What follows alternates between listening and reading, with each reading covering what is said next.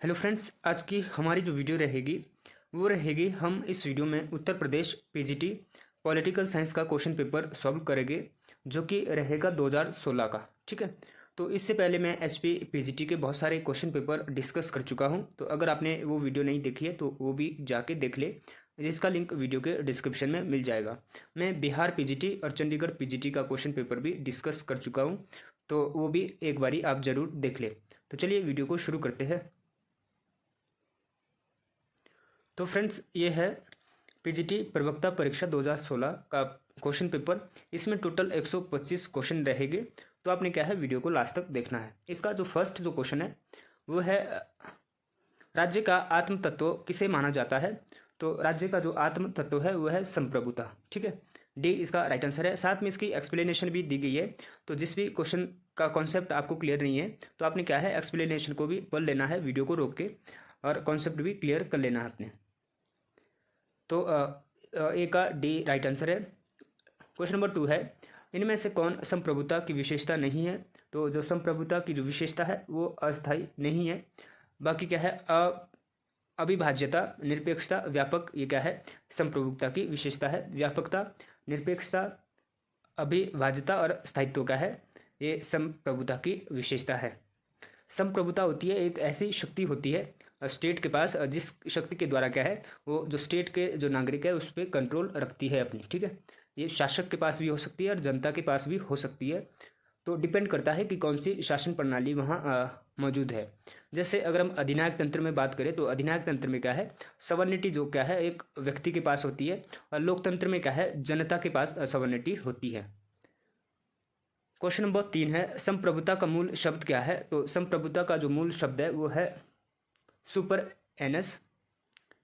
तो संप्रभुता आंग्ल पर्यायवाची शब्द सॉवरेंटी है। तो सॉवरेंटी शब्द लैटिन भाषा के शब्द सुपर और एनस से मिलकर बना है, जिसका अर्थ है सर्वोच्च शक्ति। ठीक है, 16वीं शताब्दी में संप्रभुता शब्द का सर्वप्रथम जो प्रयोग किया था वो क्या था, जॉन बोधा ने। ठीक है, बोंदा ने, उनकी एक पुस्तक थी the 6 books of a commonweal. राज्य पर 6 निबंध में उन्होंने कहा है सबसे पहले संप्रभुता शब्द की प्रयोग किया था। क्वेश्चन नंबर 4 है, राज्य की सत्ता जिसके पास अंतिम आदेश जारी करने की वैधानिक शक्ति है, तो वे होती है विधिक संप्रभुता। ठीक है, जिसमें राज्य के पास क्या है अंतिम शक्ति होती है आदेश जारी करने की, तो वो वैधानिक विधिक संप्रभुता होती है। क्वेश्चन नंबर 5 है, किस तरह की संप्रभुता जनता को सर्वोच्च मानती है।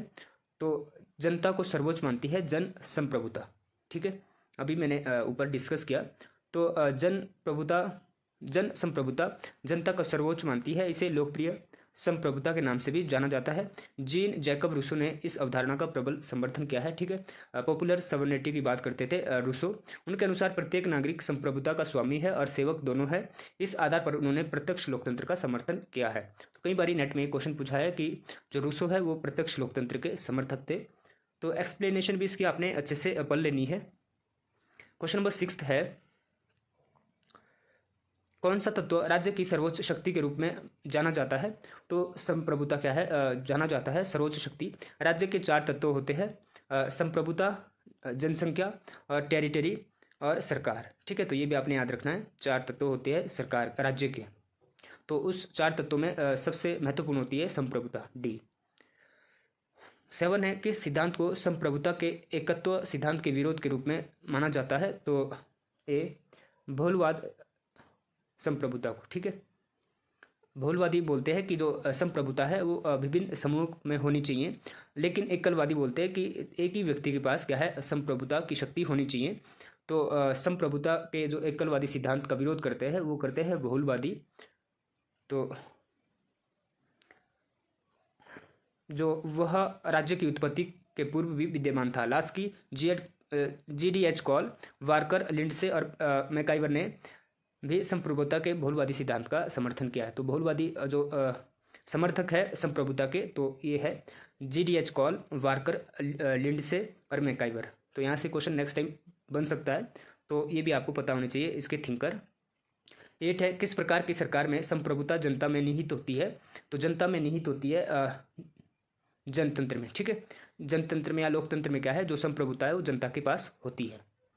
क्वेश्चन नंबर 9 है, राज्य की उत्पत्ति के संबंध में कौन सा सिद्धांत इस धारणा से शुरू होता है कि राज्य की उत्पत्ति से पहले मनुष्य प्राकृतिक अवस्था में रहते थे। तो वे बोलते हैं जो सामाजिक समझौतावादी सिद्धांत है, ठीक है, जो कि हॉब्स, लॉक और रूसो, ठीक है, ये तीन जो थिंकर है वो बोलते हैं कि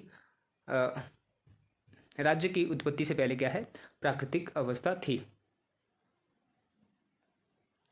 क्वेश्चन नंबर 10 है, निम्नलिखित में से कौन सा ऐतिहासिक सिद्धांत माना जाता है। तो विकासवादी सिद्धांत क्या है, ऐतिहासिक सिद्धांत माना जाता है। क्यों माना जाता है, ये एक्सप्लेनेशन इसकी बताई गई है। 11 है, निम्न में से किसने राज्य को एक साध्य के साधन के रूप में नहीं बल्कि स्वतः साध्य के रूप में माना है। तो वे मानते हैं तानाशाह, ठीक है, जो हिटलर और मुसोलिनी थे, वो क्या है, राज्य को एक साधन नहीं मानते हैं, वो क्या है, साध्य मानते हैं उसको, ठीक है। तो बी इसका राइट आंसर है। क्वेश्चन नंबर 12 है, जनतंत्र एक ऐसी शासन प्रणाली है जिसमें प्रत्येक व्यक्ति भागीदार होता है, ये परिभाषा किसने दी थी। तो ये दी थी जॉन सीले ने।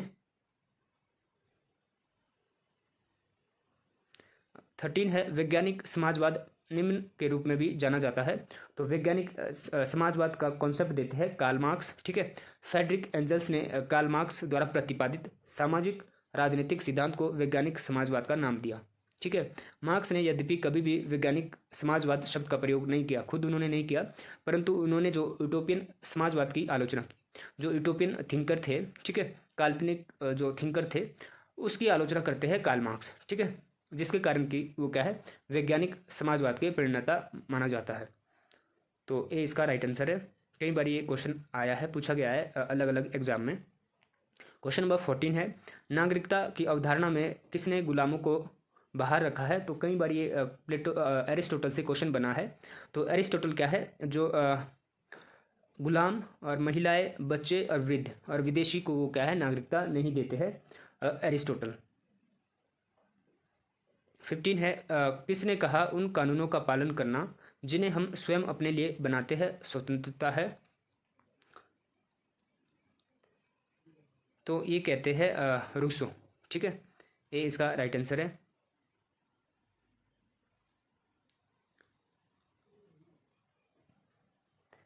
स्वतंत्रता के संबंध में रूसो कहते हैं कि मनुष्य क्या है, स्वतंत्र पैदा होता है लेकिन वो हर जगह उसे जंजीरों में जकड़ा जाता है। तो ये कोटेशन भी आपने याद रखनी है। 16 है, ऐसे कानून को क्या कहते हैं जो राज्य द्वारा निर्मित एवं राज्य के क्षेत्र के अधीन सभी लोगों पर लागू होता है। तो वह कानून होता है राष्ट्रीय कानून, ठीक है, सी राइट आंसर है। क्वेश्चन नंबर 17 है, शक्ति का स्थानांतरण हो सकता है न कि इच्छा का, जो कि संप्रभु होती है, किसने कहा था।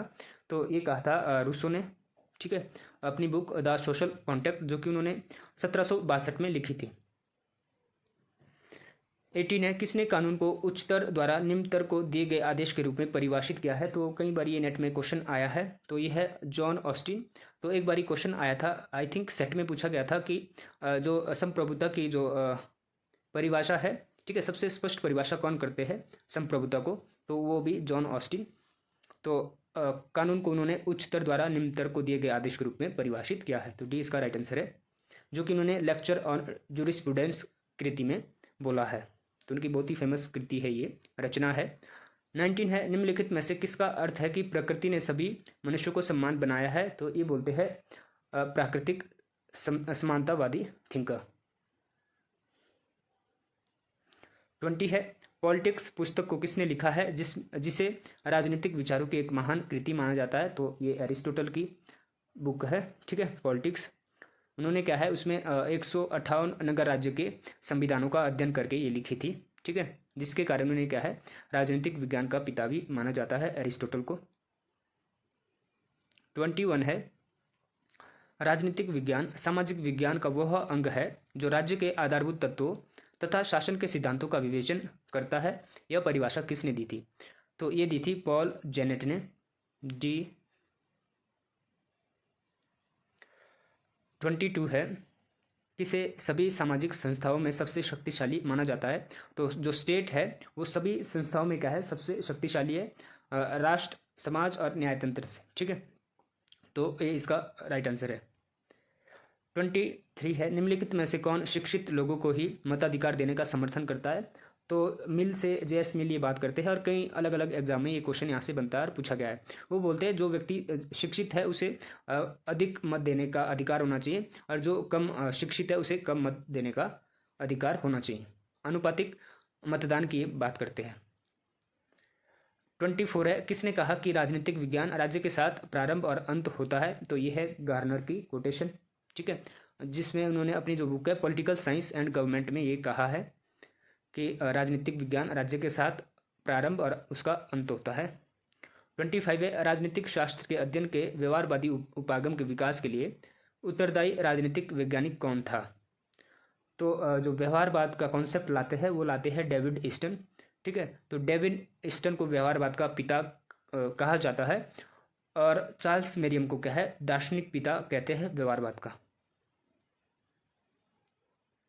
उत्तर व्यवहारवाद का कॉन्सेप्ट भी यही देते हैं, ठीक है। उत्तर व्यवहारवाद की जो 7 विशेषता है वहाँ से क्वेश्चन बनता है, और व्यवहारवाद से भी क्वेश्चन बनता है।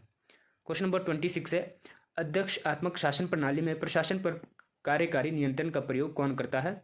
तो अध्यक्षात्मक में सारी शक्ति किसके पास होती है? राष्ट्रपति के पास होती है। वास्तविक कार्य वो होता है कार्यपालक, आप कह सकते हैं। अध्यक्षात्मक शासन प्रणाली में राष्ट्रपति सरकार का प्रमुख होता है। 27 है, प्रत्येक संसदीय प्रणाली में संसद के बैठकों में प्रश्नों के लिए अलग अलग से समय निर्धारण किया जाता है, जिसे कहते हैं, तो उसे कहते हैं शून्यकाल, ठीक है। सॉरी, इसका जो राइट आंसर था सी, प्रश्न उत्तर घंटा, ठीक है, सी इसका राइट आंसर था।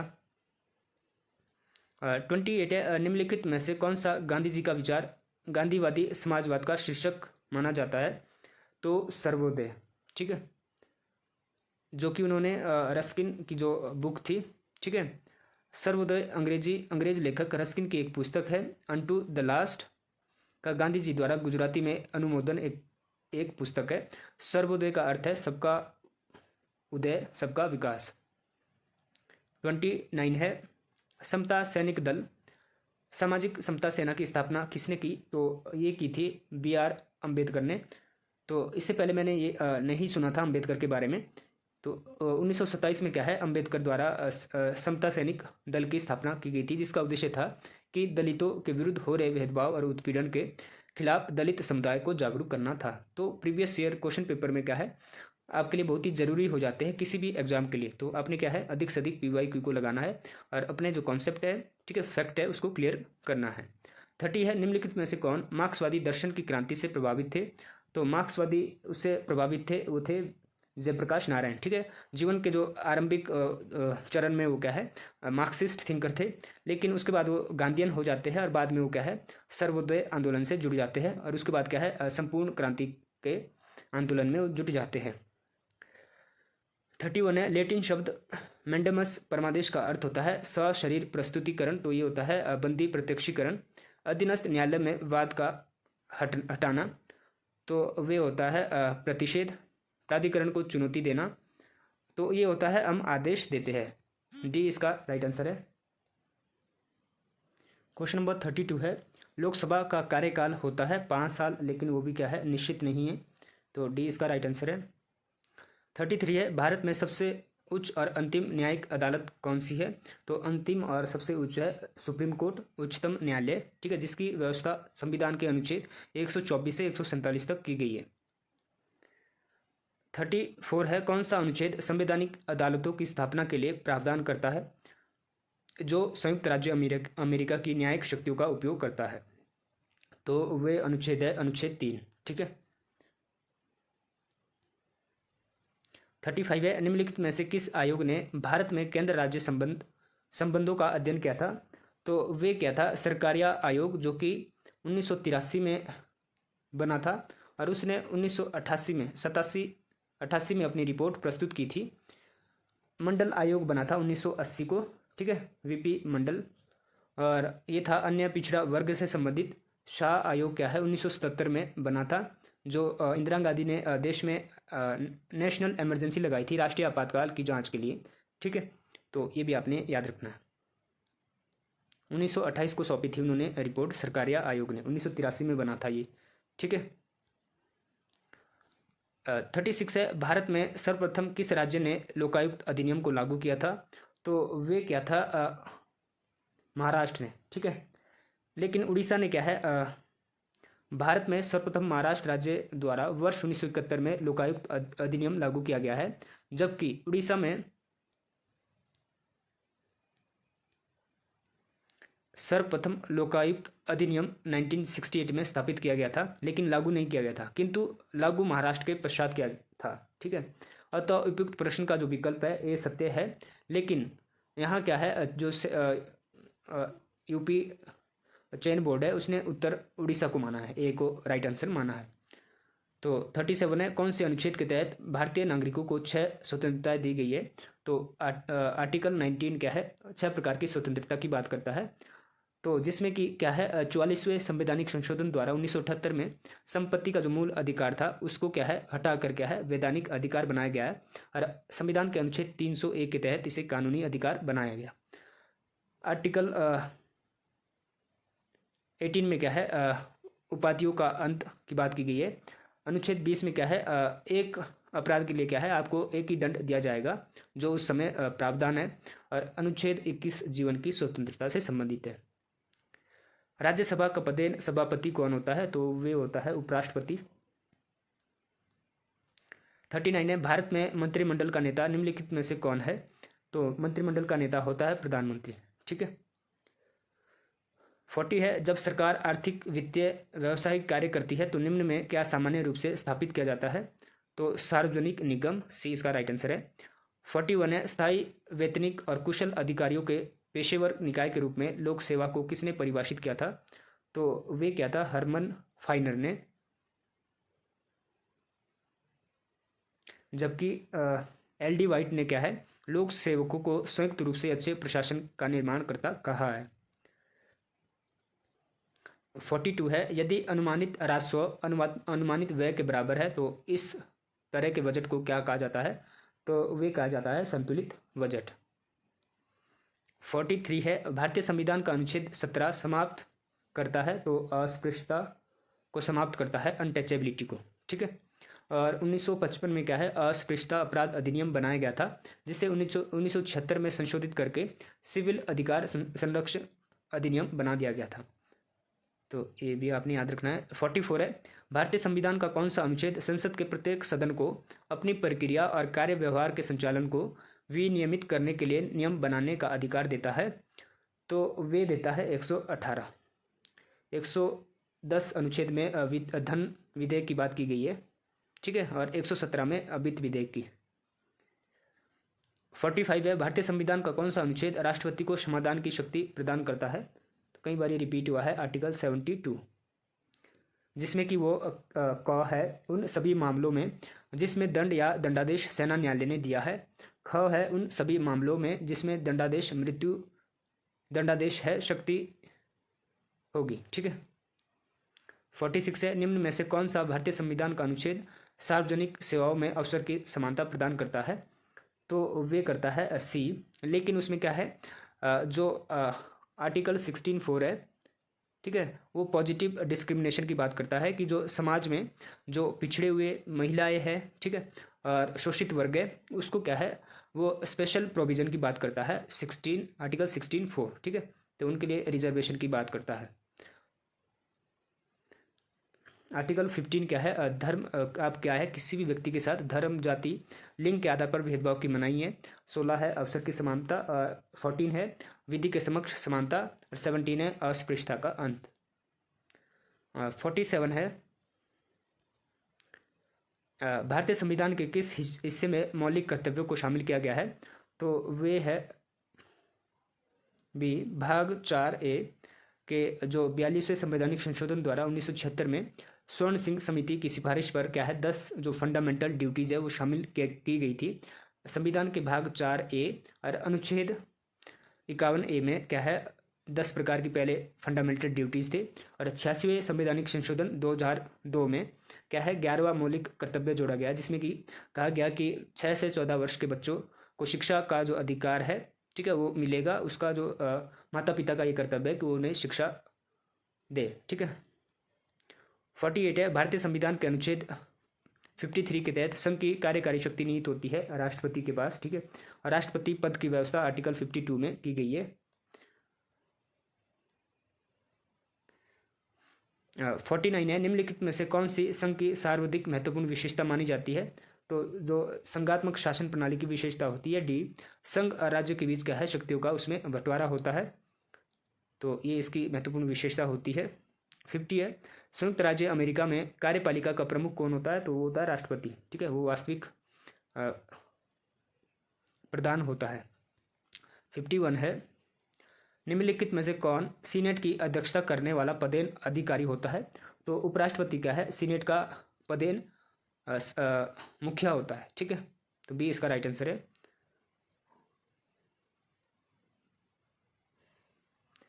52 है, निम्नलिखित में से कौन आत्मरक्षा के अधिकार को व्यक्ति का प्राकृतिक अधिकार मानता है? तो वे बात करते हैं हॉब्स। वो बोलते हैं कि जो उसका जो लेव्याथन था, ठीक है, निरंकुश राजा था, वो बोलता है कि उसके पास एब्सोल्यूट पावर है, वो कोई भी डिसीजन ले सकता है, लेकिन यदि वो जो नागरिक है राज्य के या देश के, अगर उसके आत्मरक्षा की वो गारंटी नहीं देगा तो क्या है, जो नागरिक है वो उस राजा के अगेंस्ट क्या है, क्रांति कर सकते हैं। और जब वे ये बात करते हैं तो क्या है, वो व्यक्तिवादी के समर्थक भी बन जाते हैं। तो बी इसका राइट आंसर था 52 का। 53 है, किस हिंदू शास्त्र में यह कहा गया है कि यद्यपि राजा इंसान है फिर भी उसे किसी से नफरत नहीं करनी चाहिए, क्योंकि वह मनुष्य के आकार में एक ईश्वर है? तो ये कहा गया है मनुस्मृति में। 54 है, किसने पहले स्वप्नलोकी राजनीतिक विचारक के रूप में माना जाता है? तो पहले जो यूटोपियन जो थिंकर है वो प्लेटो को माना जाता है, ठीक है। प्लेटो ने जो आदर्श जो फिलोसफर किंग, ठीक है, दार्शनिक राजा की बात की थी, वो उसे क्या है, व्यवहारिक रूप नहीं दे पाए। जो उन्होंने द रिपब्लिक में क्या है, दार्शनिक राजा की बात की गई थी, दार्शनिक राजा एक होगा, ठीक है, जो क्या है अच्छे से शासन चलाएगा, लेकिन व्यवहारिक रूप उसे नहीं दे पाए। तो द लॉज जो उनका अंतिम ग्रंथ होता है अंतिम समय में, तो वो एक्सेप्ट करते हैं कि विधि का शासन सबसे उचित शासन है। तो यूटोपियन यानी कि स्वप्नलोकी राजनीतिक विचारक का प्रारंभ करते हैं प्लेटो। 55 है, निम्नलिखित में से किसे एक क्रांतिकारी पथ के एक मसीहा के रूप में जाना जाता है? तो कार्ल मार्क्स को ये जाना जाता है। तो कार्ल मार्क्स ने क्या है, वैज्ञानिक समाजवाद का मेरुदंड भी उन्हें कहा जाता है। 56 है, कौटिल्य का प्रसिद्ध कृति कौन सी थी? तो वे थी अर्थशास्त्र, भी इसका राइट आंसर है। 57 है, रूसो के लिए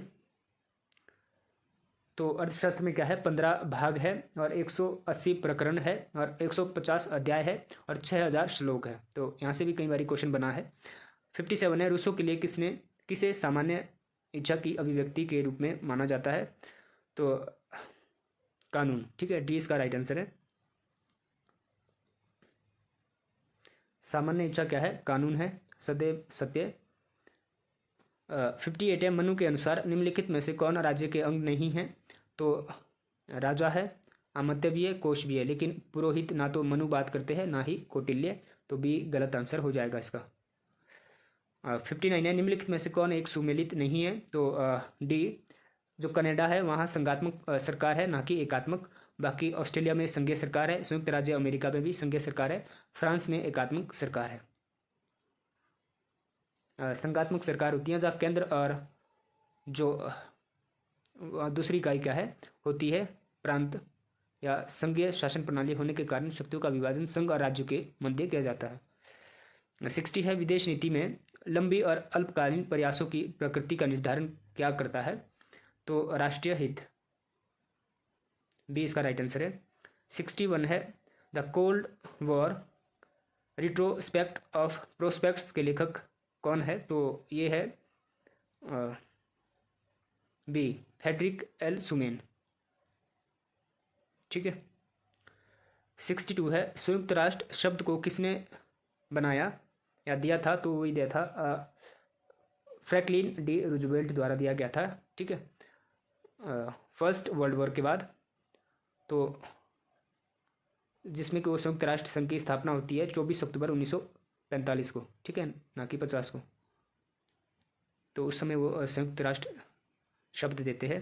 63 है, किस वर्ष को सार्क में गरीबी उन्मूलन वर्ष के रूप में प्रारूपित किया गया था? तो ये 1995 में। जो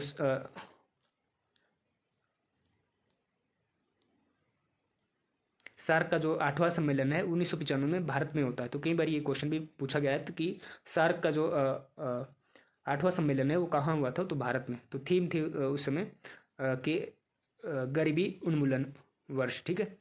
64 है, वर्तमान दशकों में चीन की विदेश नीति का केंद्रीय मार्गदर्शक सिद्धांत कौन सा रहा है? तो वे रहा है कम्युनिस्ट दर्शन। बी इसका राइट आंसर है। 65 है, प्रशासन का बुनियादी और आवश्यक तत्व कौन सा है? तो संगठन। सी इसका राइट आंसर है। 66 है, स्टीफन पी रॉबिन्सन के अनुसार संप्रेषण में 3 प्रकार के अवरोधों में शामिल नहीं है। तो तकनीकी। सी इसका राइट आंसर है। बाकी शारीरिक, व्यक्तिगत और भाषाई कम्युनिकेशन में क्या है? ये बैरियर है इसके।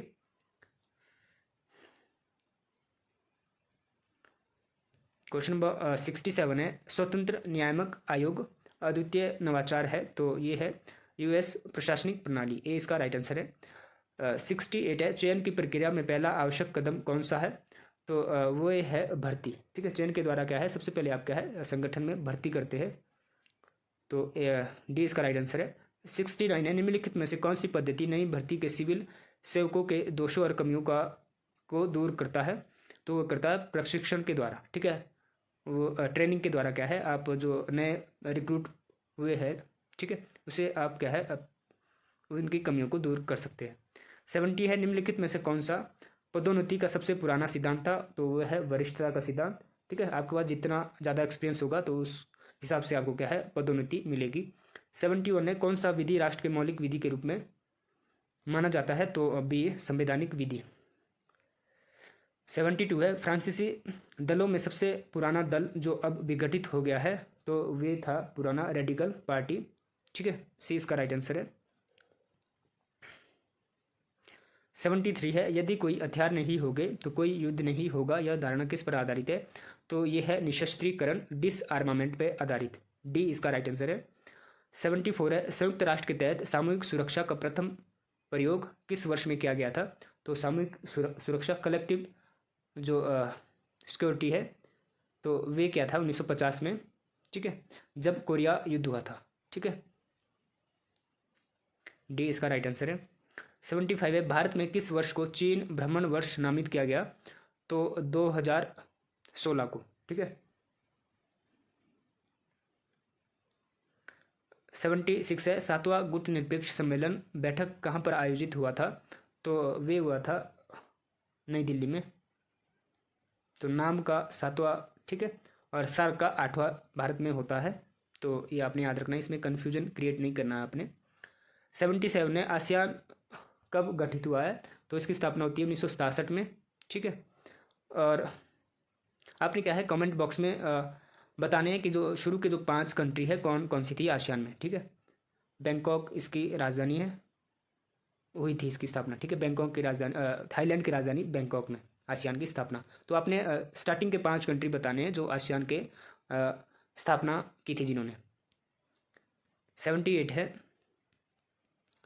किस वर्ष रूस ने घोषणा की कि अब वह नाटो देशों में हथियारों को लक्षित नहीं करेगा?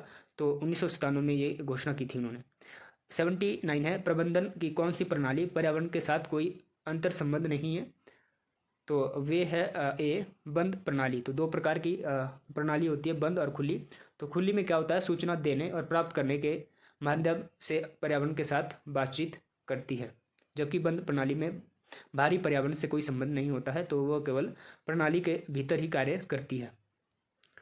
80 है, वाटसन ने 7S संगठनात्मक ढांचे के माध्यम से प्रबंधन व नेतृत्व के मध्य अंतर की व्याख्या की है। तो इसमें से निम्न में से क्या शामिल नहीं है? तो समर्थन इसमें शामिल नहीं है। बाकी 7 जो एस है, ठीक है, इसमें है संरचना, स्ट्रेटेजी, सिस्टम, स्किल, तरीका, कर्मचारी, ठीक है, और मूल्य का प्रसार। 81 है, नौकरशाही शब्द फ्रांसीसी शब्द वीरो से लिया गया है, तो जिसका अर्थ होता है मेज, ठीक है, लिखने की मेज। ये इसका राइट आंसर है। 82 है, नियुक्ति अधिकारी स्वयं किस विधि के अंतर्गत अभ्यर्थी की योग्यता निर्धारित करता है? तो परीक्षा प्रणाली के द्वारा, बी इसका राइट आंसर है। 83 है, कौन सी प्रणाली कर्मचारियों की नौकरियों में दिलचस्पी रखती है और उनके लिए प्रभावी प्रोत्साहन के रूप में काम करती है? तो पदोन्नति। ठीक है, समय समय पर क्या है, कर्मचारियों की पदोन्नति भी जरूरी है, तभी उनका क्या है, काम पे इंटरेस्ट रहेगा और वो अधिक से अधिक जो काम है वो करेंगे। 84 है, किसने निर्णय निर्माण की ब्रेन स्टॉर्मिंग, ठीक है, ब्रेन स्टॉर्मिंग विधा का विकास किया है? तो ब्रेन स्टॉर्मिंग विधा का विकास किया था एलेक्स एफ आसबर्न ने। ठीक है, ये इसका राइट आंसर है। 85 है, भारत में प्रशासनिक सुधारों के कार्यान्वयन के लिए कितने चरणों की आवश्यकता होती है? तो 3 चरणों की, बी। 86 है, लॉर्ड सभा की अध्यक्षता कौन करता है? तो वे करता है लॉर्ड चांसलर। ब्रिटेन में जो लॉर्ड सभा है, ठीक है, ब्रिटिश पार्लियामेंट यूनाइटेड किंगडम की सर्वोच्च विधायी संस्था है। ब्रिटेन के सभी राजनीतिक निकायों पर अंतिम शक्ति है। संसद में हाउस ऑफ लॉर्ड और हाउस ऑफ कॉमन्स शामिल है। हाउस ऑफ लॉर्ड्स एक उच्च सदन है, जबकि हाउस ऑफ कॉमन्स निम्न सदन है। हाउस ऑफ लॉर्ड सभा की अध्यक्षता लॉर्ड चांसलर करता है। 87 है, संयुक्त राज्य अमेरिका की के विदेश नीति को अंतिम रूप कौन प्रदान करता है? तो वे करते हैं सी, राष्ट्रपति। 88 है, फ्रांसीसी संविधान का कौन सा अनुच्छेद प्रधानमंत्री को विदाई पहल देता है? तो ए, आर्टिकल 39। 89 है, निम्नलिखित में से कौन सा एकल दल प्रणाली के लिए एक उदाहरण है? तो एकल दल प्रणाली का उदाहरण है चीन। ठीक है, तो अमेरिका में द्विदलीय व्यवस्था है, चीन में एक दलीय, भारत में बहुदलीय, इंग्लैंड में 2 दलीय। 90 है, शक्ति संतुलन व्यवस्था के संतुलन का सबसे अधिक इस्तेमाल किया जाने वाला साधन क्या है? तो वे है सहसंबंध, कॉरपोरेशन। 91 है, सामूहिक सुरक्षा निम्न में से किससे अधिक व्यवस्थित है? तो ए, शक्ति का संतुलन। 92 है, उन लक्ष्य और उद्देश्यों या साध्यों के बारे में दूसरों को समझने की कला क्या है जो सुरक्षित होने के लिए वांछित है? तो वे है प्रचार प्रसार। 93 है, शिकागो स्कूल जिसने व्यवहारवादी आंदोलन हेतु महत्वपूर्ण भूमिका अदा की थी, की स्थापना किसने की थी? तो वो करते हैं चार्ल्स मेरियम, जो कि व्यवहारवाद के क्या है, दार्शनिक पिता है। तो चार्ल्स मेरियम को व्यवहारवादी आंदोलन का जनक, शिकागो स्कूल के संस्थापक माना जाता है। शिकागो विश्वविद्यालय में राजनीतिक विज्ञान के प्रोफेसर पद पर कार्य करते हुए सक्रिय रूप से व्यवहारिक राजनीति में भाग लिया। इनके द्वारा लिखी गई पुस्तक है a history of American politics theories, the American party system, new aspects of political science. तो ये बुक से भी आपने नोट डाउन कर लेनी है, एग्जाम पर्पज व्यू से ये बहुत इंपॉर्टेंट है। 94 है, निम्नलिखित में से कौन सा संयुक्त राष्ट्र का सबसे बड़ा अंग है? तो वह है महासभा, जनरल सभा। ठीक है, डी इसका राइट आंसर होगा। 95 है, दक्षिणी सहयोग के लिए वार्षिक संयुक्त राष्ट्र दिवस मनाया जाता है 12 सितंबर को। 96 है, निम्नलिखित में से क्या मानव संबंध आंदोलन से स्वाभाविक रूप से विकसित हुआ है? तो वे हुआ है व्यवहारवादी उपागम। ठीक है, जिसके पिता है डेविड ईस्टन। 97 है, प्रशासनिक नीति की मुख्य वाक्य का निर्धारण करने का कार्य है, तो मुख्य कार्यकारी का। 98 है, किस प्रकार का परीक्षण मुख्य रूप से प्रकृति में व्यक्तिपरक होता है और अक्सर उम्मीदवारों द्वारा संदेह के साथ देखा जाता है? तो मौखिक परीक्षा। 99 है, एक कर्मचारी के लिए किस प्रकार का प्रशिक्षण दिया जाता है जो पहले से ही सेवा में है? तो वे दिया जाता है सेवाकालीन प्रशिक्षण। तो डी इसका राइट आंसर है। 100 है, प्रशासनिक कृत्यों और निर्णयों की वैधता के निर्धारण करने की न्यायालयों की शक्ति को जाना जाता है, तो न्यायिक समीक्षा के द्वारा। ये इसका था। 101 है, ब्रिटिश संसद के निम्न लोकप्रिय प्रत्यक्ष निर्वाचित शक्तिशाली सदन कौन सा है? तो ब्रिटिश में क्या है, जो लोकप्रिय सदन है वो है कॉमन सभा। ठीक है, कॉमन हाउस, और उच्च सदन है लॉर्ड सभा। तो अभी हमने इसको डिस्कस किया। 102 है, राजनीतिक दल लोगों का एक समूह है जो ऐसे सिद्धांत पर सहमत हो जिसके द्वारा राष्ट्रीय हित की पूर्ति की जा सके। यह परिभाषा किसने दी थी? तो ये दी थी एडमंड बर्क ने। तो ये क्या है, रूढ़िवादी समर्थक है, पिता है रूढ़िवाद के, कंजर्वेटिज्म के। 103 है, अमेरिकी सिद्धांत का कौन सा अनुच्छेद राष्ट्रपति के कार्यकाल से संबंधित है? तो अनुच्छेद 2। 104 है, फ्रांस के राष्ट्रपति के कार्यकाल की अवधि क्या है? तो पहले 7 वर्ष होती थी, बाद में क्या है, डी इसका राइट आंसर है, 5 वर्ष कर दी वर्ष 2002 के बाद। 105 है, निम्नलिखित में से कौन सी संस्था चीन के कानून बनाने वाली सर्वोच्च संस्था के रूप में जानी जाती है? तो एनपीसी, ठीक है, ये इसका राइट आंसर है। 106, समत्व से असमत्व में निरंतर परिवर्तन होने वाला निम्न में से क्या है? तो वे है शक्ति का संतुलन द्वारा ये चेंजिंग होते हैं। 107 है, कौन सा सिद्धांत सभी के लिए एक और एक के लिए सभी पर आधारित है? तो कई बार ये अलग अलग एग्जाम में, एक बार नेट में भी पूछा गया था, तो वो है सामूहिक सुरक्षा, ठीक है, सभी के लिए एक और एक के लिए सभी, सी इसका राइट आंसर है। और वुड्रो विल्सन ने ये दी थी, ठीक है, सामूहिक सुरक्षा की बात वो करते हैं। वुड्रो विल्सन को क्या है, पब्लिक एडमिनिस्ट्रेशन का फादर कहते हैं। 108 है, कौन सा हित प्राथमिक और स्थायी दोनों हितों से उभर सकता है? तो वे है ए परिवर्तनीय हित। 109 है, 1961 के बेलग्रेड सम्मेलन में कितने अफ्रीकी एशियाई राष्ट्रों ने हिस्सा लिया था? तो वे लिया था 25, ठीक है।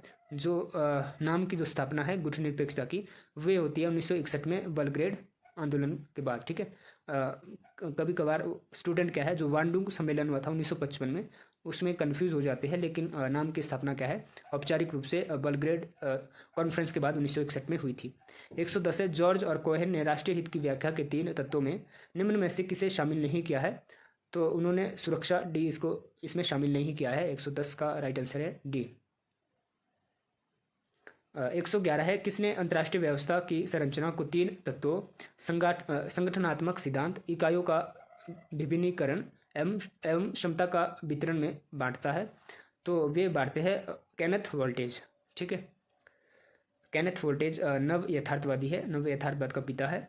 112 है, एक विशिष्ट समस्या को हल करने के लिए विभिन्न पाठ्यक्रमों से कार्रवाई का एक पाठ्यक्रम चुनने की प्रक्रिया के लिए कहा जाता है? तो निर्णय निर्माण, डिसीजन मेकिंग। 113 है, मुन्ने के अनुसार संगठन का सार्वभौमिक सिद्धांत कौन सा है? तो वे है पद सोपान। तो रिले और मुन्ने ने क्या है, स्केलर प्रक्रिया, उसे उन्होंने कहा है। तो कई बार क्वेश्चन आया कि स्केलर जो प्रक्रिया है मैच करने के लिए वो किससे संबंधित थी? तो मुन्ने और रिले। तो स्केलर जो मेथड्स है वो वे देते हैं। 114 है, कौन सा विभाग एक राष्ट्र की प्रशासनिक संरचना के साथ उच्चतम औपचारिक स्थिति में रहते हैं? तो वे है सरकारी विभाग। 115 है, किस वर्ष में अमेरिकी सरकार ने अपना पहला स्वतंत्र नियामक आयोग अर्थात अंतर्राज्यीय वाणिज्य आयोग की स्थापना की थी? तो वे की थी 1887 में। 116 है, आंतरिक रूप से भर्ती की प्रक्रिया को कहा जाता है? तो पदोन्नति प्रणाली।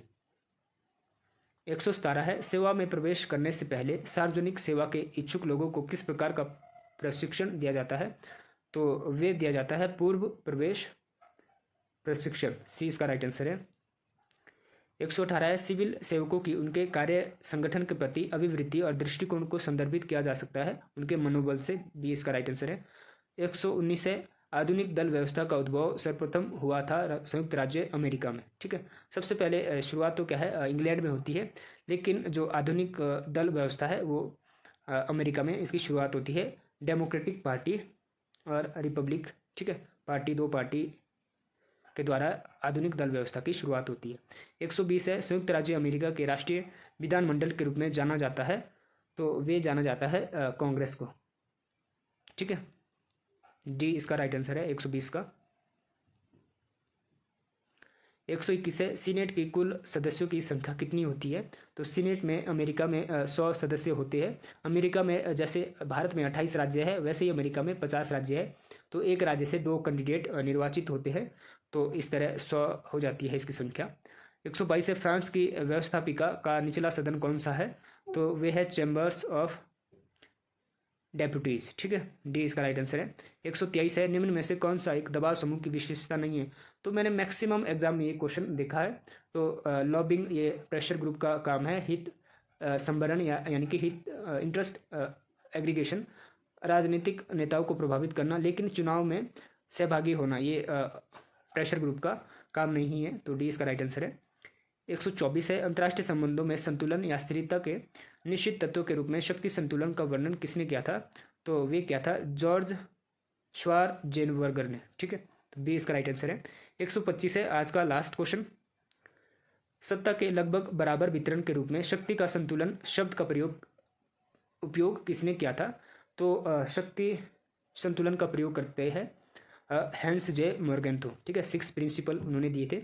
उसमें वो बात करते हैं कि अंतर्राष्ट्रीय राजनीति में क्या है, जो स्टेट है वो अधिक से अधिक शक्ति प्राप्त करना चाहते हैं, जिससे कि वो क्या है दूसरे राज्य के जो कार्य है, स्टेट के कार्य है, उसको कंट्रोल कर सके। तो फ्रेंड्स, ये हमने Uttar Pradesh PGT political science का क्वेश्चन पेपर डिस्कस किया। ठीक है, 2016 का। तो अगर आपको वीडियो अच्छी लगी है तो लाइक करें, शेयर करें अपने फ्रेंड के साथ और चैनल को सब्सक्राइब करें। तो ये वीडियो जो एचपी पीजीटी के 2024 का एग्ज़ाम दे रहे हैं उनके लिए बहुत ही इंपॉर्टेंट होने वाली है। तो आपने एक बार इसको क्या है रिव्यू ज़रूर करना है। तो thank you, thanks for watching.